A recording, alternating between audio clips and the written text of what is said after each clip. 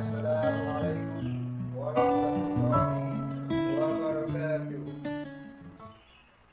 Alhamdulillah, wassalatu wassalamu ala asyrafil anbiya'i wa mursalin wa ala alihi wa ashabihi ajmain, amma ba'd.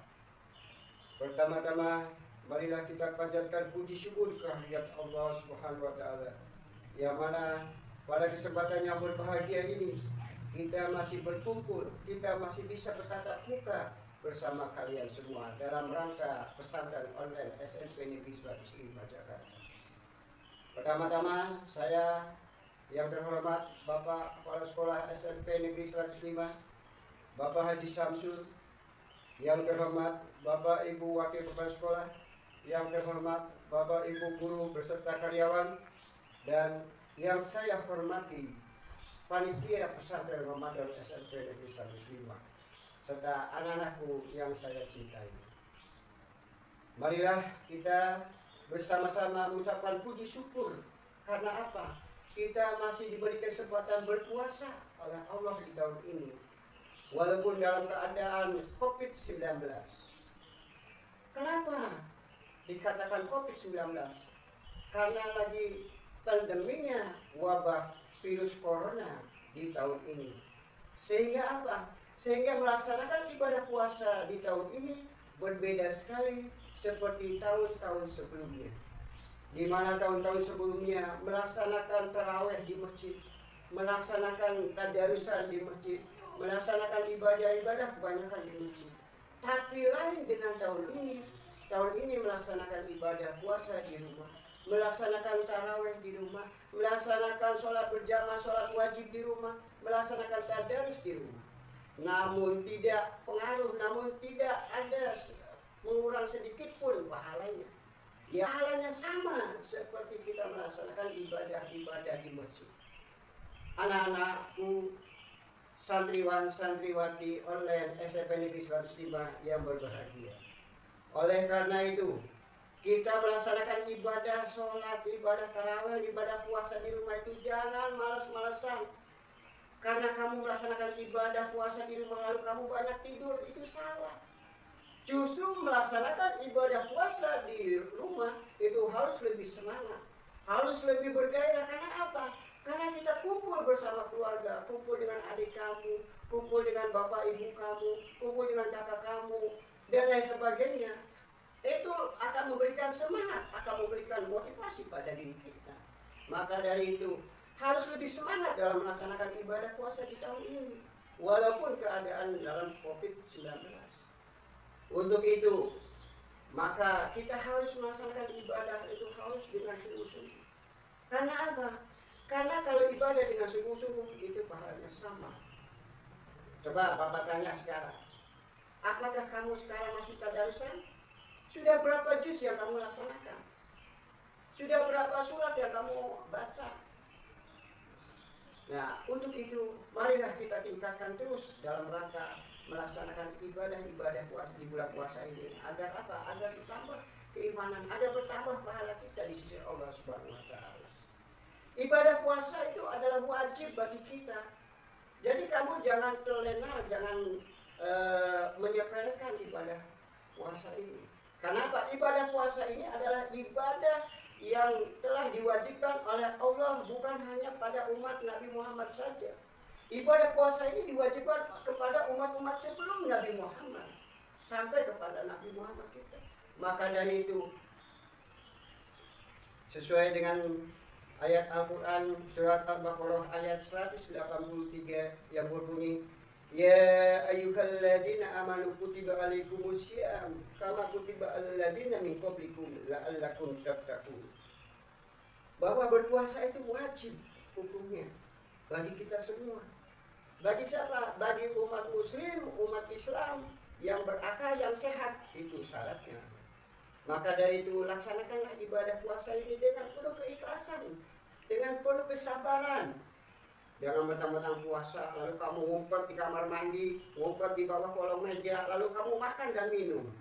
Anggapannya apa? Anggapannya tidak ada siapa-siapa. Padahal Allah Maha Melihat, Allah Maha Mengetahui. Maka dari itu ibadah puasa adalah ibadah yang hanya Allah yang menilainya. Kalau ibadah sholat, orang lain bisa melihatnya. Ibadah zakat, orang lain bisa melihatnya. Ibadah mengaji, orang lain bisa melihatnya. Tapi ibadah satu ini, yaitu ibadah puasa, orang lain tidak bisa melihatnya. Hanya Allah Ta'ala yang melihatnya. Maka dari itu, melaksanakan ibadah puasa ini kita harus sungguh-sungguh. Kita harus betul-betul bahwa Allah melihat kita.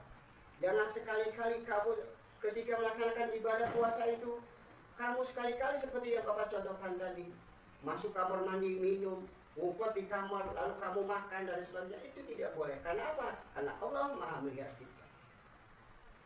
Lalu hikmah ibadah puasa di bulan Ramadan adalah hikmahnya sangat bagus. Selama 11 bulan kita makan terus tanpa hentinya.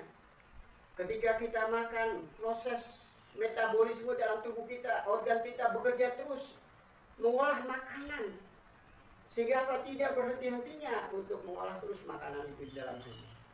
Maka di bulan Ramadan ini, semua mesin yang ada dalam tubuh kita itu berhenti. Untuk apa? Untuk istirahat. Coba bayangkan, coba kamu lihat, seandainya kamu punya motor, sepeda motor, lalu sepeda motor itu dipakai terus setiap hari, lama-lama kan akhirnya akan panas, lama-lama kan akhirnya akan cepat rusak. Tapi ketika motor itu dirawat, disimpan, dibersihkan, tapi hanya sedikit-sedikit dipanasin, insya Allah itu motor akan awet. Begitu juga dengan organ tubuh kita. Kalau organ tubuh kita puasa di bulan Ramadan itu mencucikan, membersihkan, sehingga apa? Sehingga organ tubuh kita akan sehat dan kuat. Itu hikmah yang pertama. Hikmah-hikmah selanjutnya banyak. Tapi Bapak akan memberikan contoh 2 hikmah melalui apa? Melalui contoh sebuah binatang. Kenapa? Binatang juga berpuasa, tidak hanya manusia, tapi caranya lain. Salah satu contoh yang akan Bapak berikan yaitu adalah binatang ular. Ular ketika berpuasa, ketika akan merubah dirinya berpuasa, itu apa? Apa itu? Berubah itu apa kulitnya? Berubah kulitnya menjadi muda lagi. Tapi sebelum puasa coba kamu perhatikan.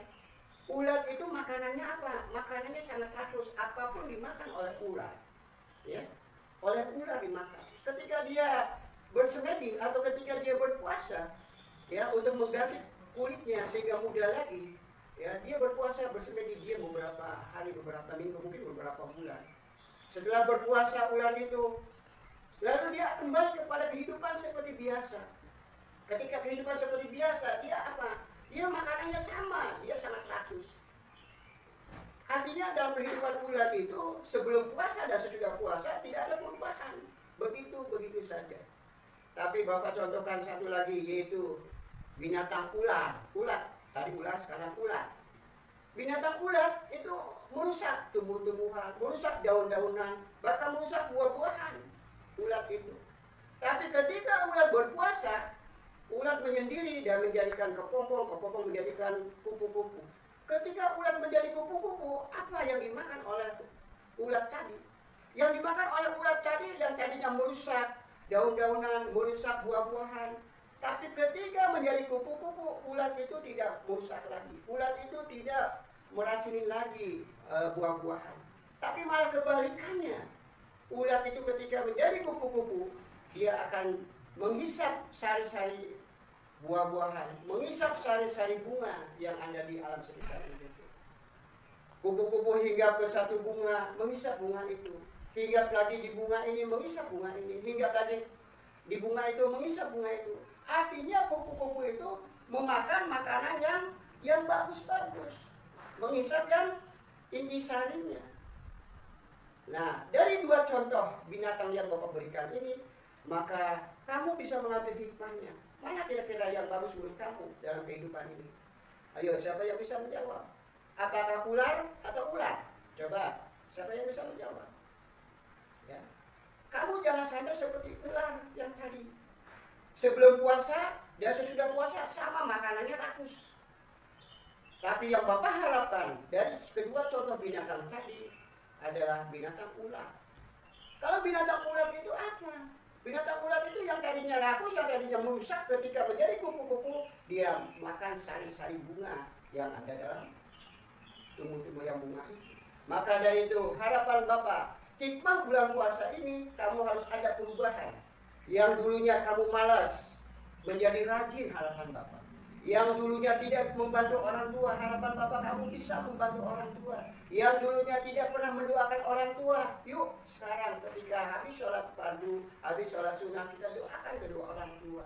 Kita doakan bapak ibu kamu, apalagi ada ibunya misalnya yang sudah meninggal, atau bapak kamu yang sudah meninggal, ayo kita doakan. Ya.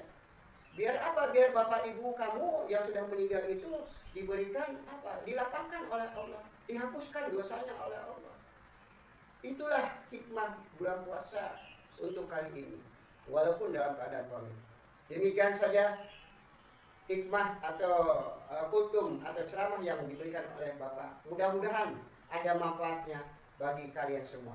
Billahi taufiq wal hidayah wal aqu bikum. Wassalamualaikum warahmatullahi wabarakatuh.